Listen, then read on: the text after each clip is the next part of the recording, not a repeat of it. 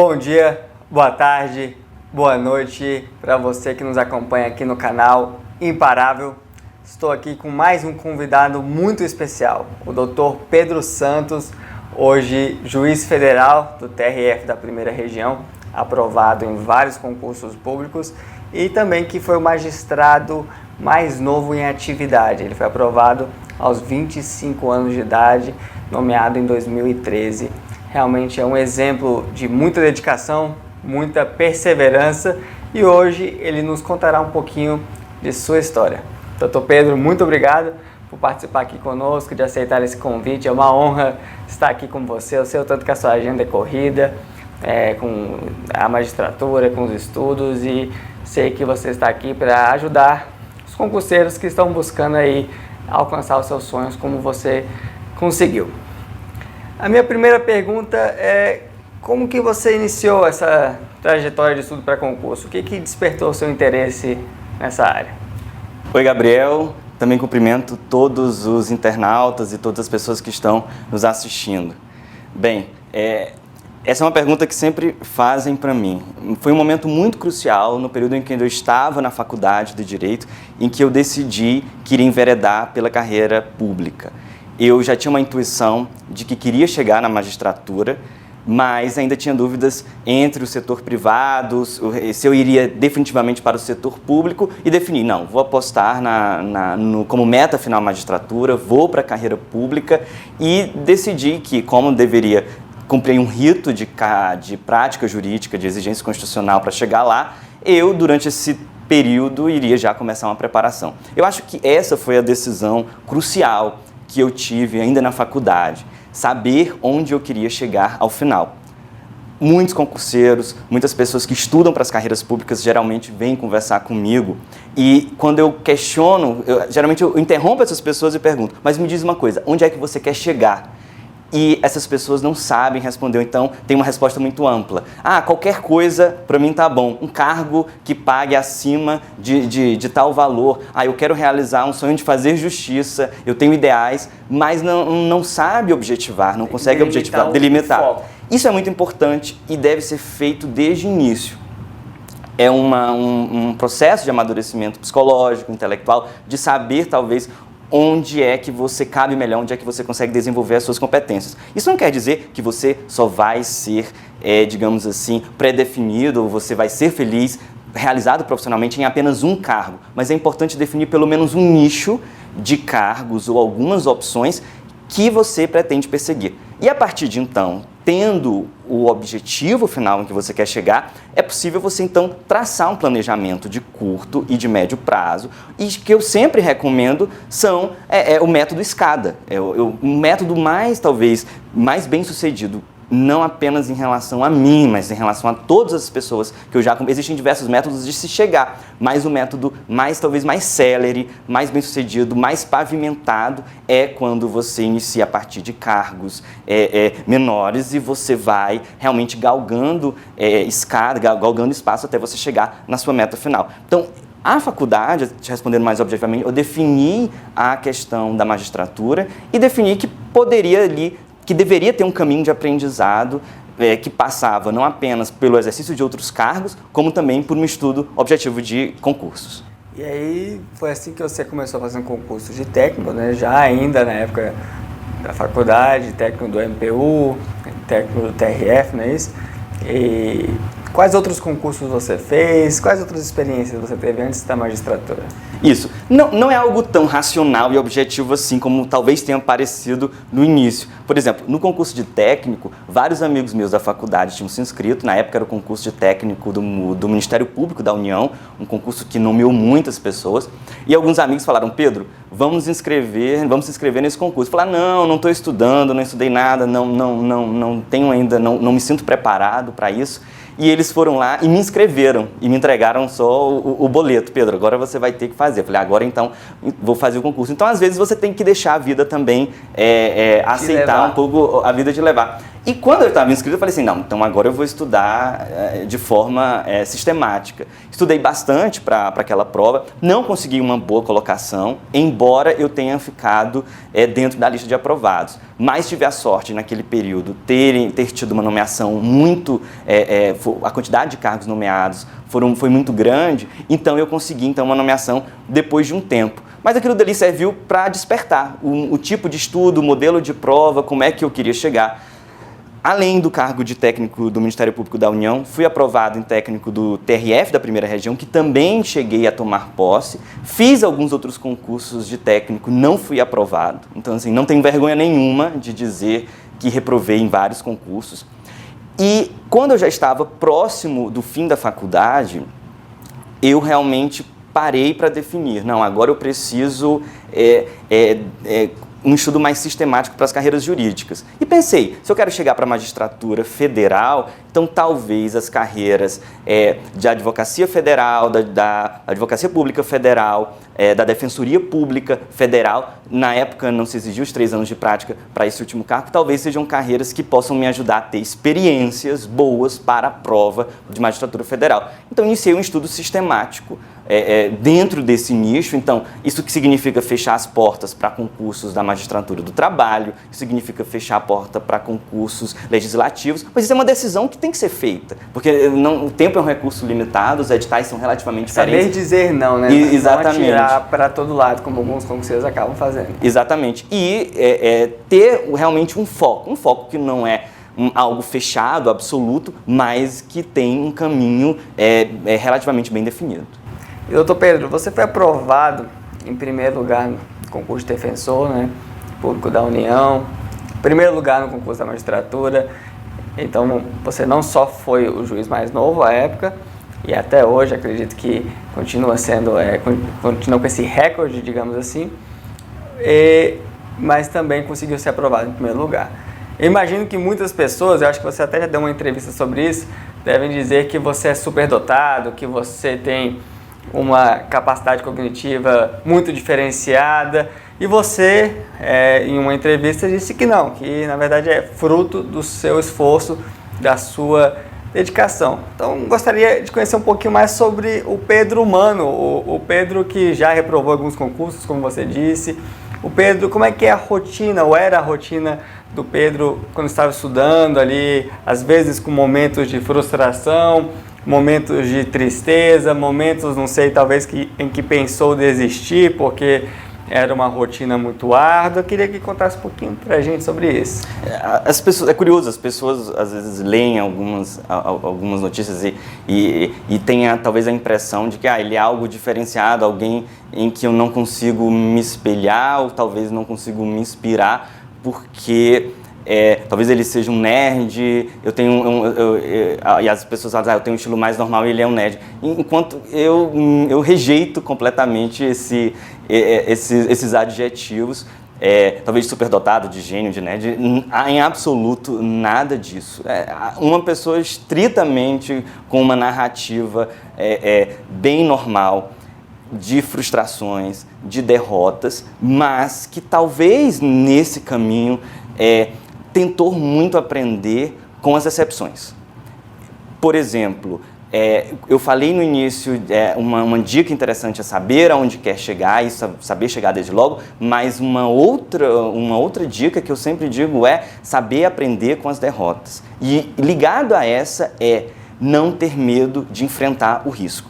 Por exemplo, eu fiz várias provas para as quais eu não me sentia minimamente preparado. Aquilo de você se inscrever para uma prova que vai ser daqui a 3 meses, o edital já está na praça, você vê pessoas estudando há 2 anos e você pensa, eu não vou ter a mínima chance de conseguir estudar esse edital inteiro até o fim, mas eu iria fazer a prova com seriedade. Várias pessoas chegam para mim e falam, eu vou formar, ou então vou começar o meu estudo para concurso, daqui a 3 anos eu começo a fazer provas. Esse é o principal erro. é a tentativa de ter um estudo enciclopédico de que você precisa saber tudo de direito e só assim você vai conseguir passar no concurso. Não, você passa no concurso no dia em que você atinge a nota de corte. E a nota de corte não é 100% da prova. A nota de corte é entre 60% e 80% da prova, a depender do concurso. E isso significa que você vai errar muito e que você não vai saber muitas coisas para você passar naquela prova. Mas, ao mesmo tempo, cada prova que eu fazia, e mesmo quando eu não passava, eu procurava refletir. Eu tinha ali um diagnóstico muito claro das matérias em que eu estava mais bem posicionado, das matérias que demandavam um estudo maior. Então, em vez de pegar aquela prova, jogar no canto e não mais olhar para ela com medo daquela frustração, pegava aquela prova, era um momento assim de ser talvez um pouco mais frio, não ter medo de enfrentar, observar aquele diagnóstico e planejar os próximos 3 meses, ou então quando eu vou fazer a próxima prova. Fazer provas em médio prazo, pelo menos a cada 3 meses, a cada 5 meses, a cada 6 meses, é algo que ajuda muito a dinamizar a rotina de estudo, porque você vai estar sempre se obrigando a estudar o edital. E eu sempre digo, ninguém nunca vai se sentir absolutamente preparado para nenhuma prova. Se um estudante sai da prova com a sensação de que eu gabaritei essa prova, eu passei essa prova, eu tenho certeza que ele tem grande chance de não passar, porque significa que ele fez a prova com falta de atenção, ele fez a prova com falta de humildade, ele fez a prova com uma certa arrogância intelectual, e isso vai fazer com que ele caia nas principais pegadinhas da prova. Pelo contrário, a gente tem que ir com um pouco de medo, sim. Isso nos deixa mais atentos, isso nos deixa mais prudente, não ter medo de ir fazer a prova, mas ao mesmo tempo fazer a prova e fazer com vontade, com garra. Não dá para ir pensando assim, eu já sei que eu não vou passar, então não vai dar certo. Não, pelo contrário, sempre imaginar que embora você não esteja se sentindo totalmente preparado para aquilo, mas você precisa dar o seu melhor. É muito comum os concurseiros acharem que há um momento perfeito para iniciar, ou até mesmo empreendedores achando que tem um momento perfeito para iniciar, vou reunir meu capital, ou vou estudar ali, e quando eu estiver pronto eu vou finalmente fazer a prova. Na verdade, o momento ideal é ontem, né? E aí, à medida que você vai fazendo provas, você vai se aperfeiçoando, você vai treinando para que quando o dia D chegar, e que para cada pessoa é um dia diferente, para você aconteceu em determinado momento, para outra pessoa vai acontecer em outra hora e não tem nada de errado com isso, a sua hora vai chegar se você fizer esse treinamento prévio. Acho que eu penso muito também nessa linha. Às vezes feito é melhor do que perfeito e você precisa começar e trilhar um caminho com foco, né? Como você bem disse. Exatamente. E muitas vezes a gente só olha para quando a pessoa terminou a carreira de concursos, mas não quando ela começou. Exato. Então, mesmo as pessoas que eu conheço que são muito jovens, que passaram muito jovens, muitas vezes elas iniciaram o estudo de concurso ainda no meio da faculdade, ainda antes de concluir a graduação, então logo depois. Ou seja, elas não esperaram aquele tempo, aproveitaram bem a faculdade já para refletir sobre o futuro. E cada pessoa tem seu tempo.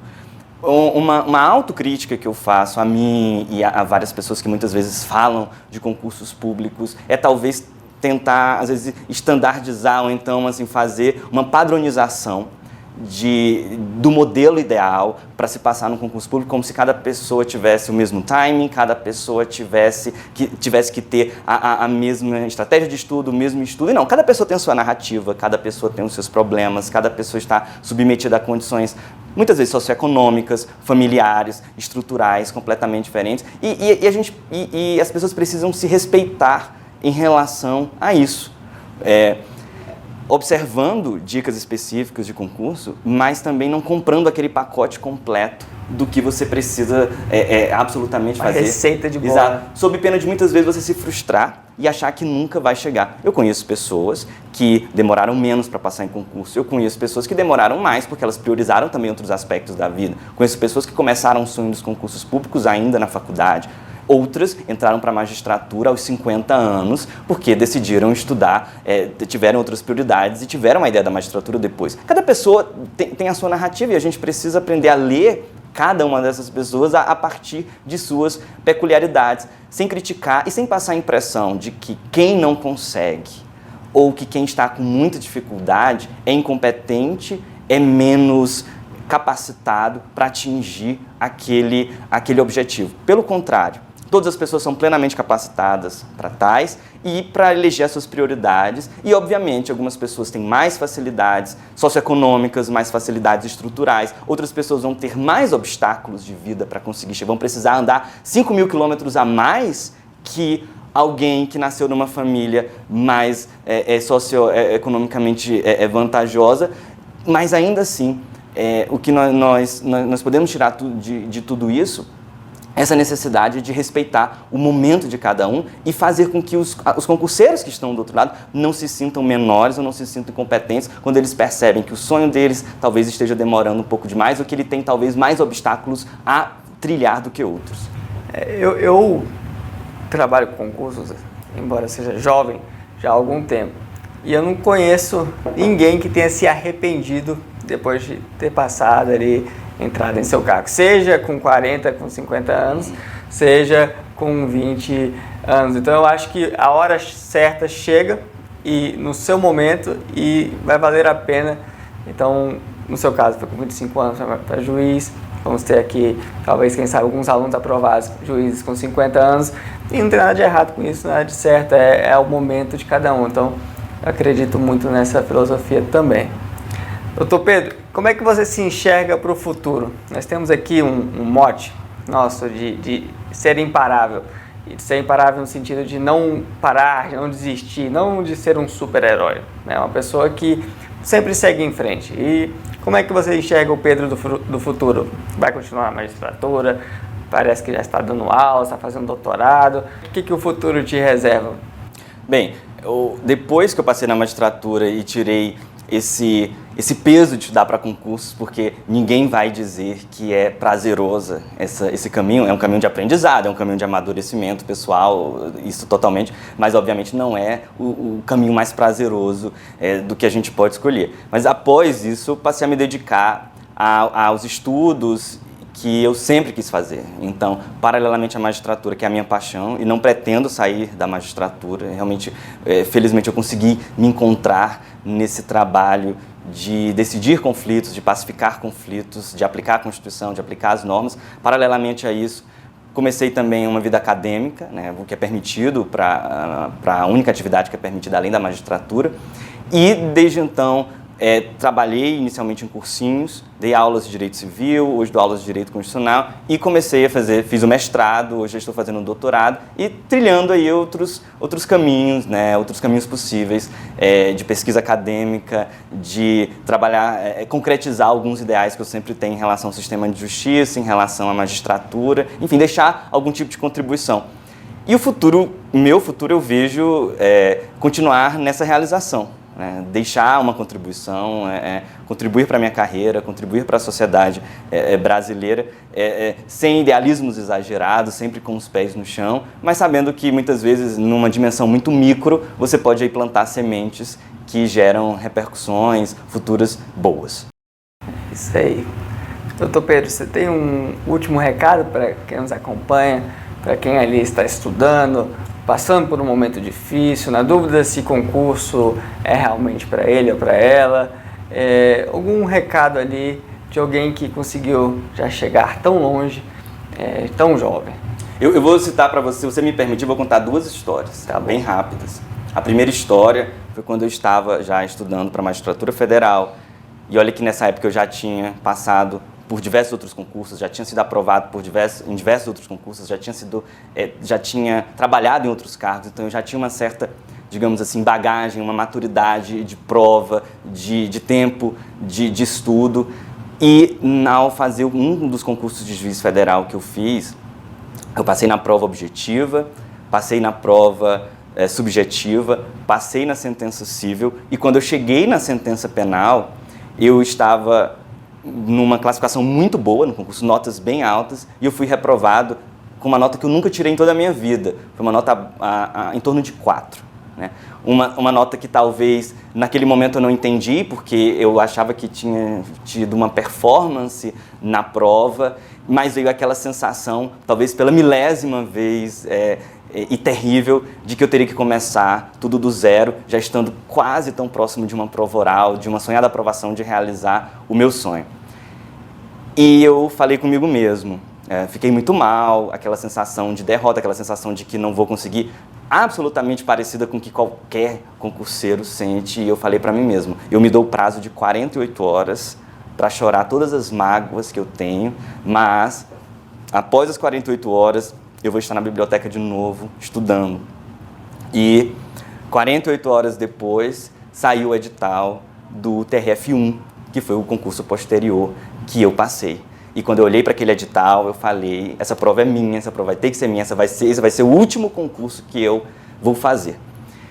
E é isso, conseguir o segredo, talvez, dessa longevidade da vida de concursos, dessa sustentabilidade, é ter o seu momento de sofrer, ter o seu momento de absorver as frustrações, mas ao mesmo tempo conseguir transformar essas frustrações num sentimento de resiliência. Inteligência, para mim, está muito ligado ao conceito de resiliência, saber ressurgir, saber realmente cavar uma oportunidade a partir dali.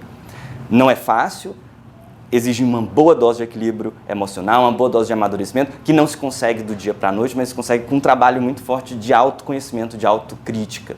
Fui para a prova do TRF1, não fui muito bem na primeira fase, então já comecei ali cambaleando porque não estava bem comigo mesmo, mas tentei dar o melhor para as fases seguintes e concluí e cheguei na prova oral. E eu lembro que quando eu cheguei na prova oral, desse último concurso que eu fiz, e essa é a segunda história, eu estava na sala de confinamento esperando para fazer a prova, absolutamente muito nervoso, o ponto tendo sido sorteado no dia anterior, eu tendo passado ali 24 horas praticamente acordado, estudando e pensando assim, é um momento de definição, eu não posso falhar, não posso perder, então vem todo aquele nervosismo, vem todo aquele filme na cabeça e pensando, se cair ponto tal, eu não vou saber explicar, se cair absoluto ponto tal. Então veja, no momento em que eu estava, talvez seja o momento em que eu mais sabia dogmática, jurídica, de estudo, que eu mais estudei na minha vida, eu conseguia lembrar de N pontos que se caíssem na prova eu não saberia falar. Ou seja, nem naquele dia eu estava me sentindo 100% preparado. E eu acho que isso é o que dá humildade para você chegar na prova e conseguir, talvez, ser mais atento, aproveitar o que você sabe. E quando eu estava na porta do auditório para entrar na prova, me veio um sentimento de nervosismo muito forte, um sentimento de trava muito forte. A sensação que eu tinha era que eu não conseguiria fazer a prova. E eu pensei comigo mesmo. E aí vem aquele momento que você tem que trabalhar. Eu falei comigo mesmo, Pedro, você não sonhou a vida inteira estar aqui? Você não passou os últimos anos se preparando para estar aqui nessa prova? Então, senta naquela cadeira e mostra ao que você veio. Você vai ter que conseguir, porque não tem plano B. Você não vai desistir do seu sonho e você não vai mais voltar para a estaca zero. E vai ter que dar certo. Não tem plano B. Você vai ter que sair dessa prova aprovado. Então foi naquele momento que, até um pouco emocionado, eu falando isso para mim mesmo, eu me dirigi até a prova, olhei para a banca, tentando ali como quem viesse com uma mochila nas costas, bem pesada, botasse a mochila nas costas e falasse assim, olá, eu sou o Pedro, isso aqui é a bagagem que eu tenho, talvez ela não seja a maior bagagem do mundo, mas é a bagagem que eu consegui adquirir e eu estou aqui disposto a trabalhar, disposto a fazer essa prova, a fazer um trabalho sério, se vocês me aceitarem, e com os meus defeitos, com as minhas qualidades, eu sou isso aqui. E felizmente fiz a prova, não lembro absolutamente nada da prova, depois eu vi a gravação da prova, eu não lembro, parece que você entra num filme e sai, e depois eu fui aprovado, e fui aprovado em primeiro lugar no concurso, que é a maior realização, talvez um dos maiores orgulhos que eu tenho na vida, e todas as vezes que eu vou passar por um momento assim crucial, em que vem aquele nervosismo, em que vem aquela sensação de que não vou conseguir, de que não vou fazer, eu sempre penso, eu sonhei com isso e eu preciso chegar até o fim. Então, essas duas histórias são muito significativas na minha vida, elas me emocionam até hoje e eu tenho certeza que são sentimentos muito parecidos com o que todos os concurseiros sentem nesse caminho de aprendizado, nesse caminho de autoconhecimento, de altos e baixos e, acima de tudo, de superação. Isso é muito bom. Uma história de um verdadeiro imparável, né? Que seguiu ali e conseguiu alcançar o que buscava com muita dedicação. Se você gostou deste vídeo, curta o nosso canal, curta o vídeo, assine para receber as notificações. Sempre faremos novas entrevistas, novos conteúdos para ajudá-lo a seguir de maneira imparável rumo aos seus maiores sonhos.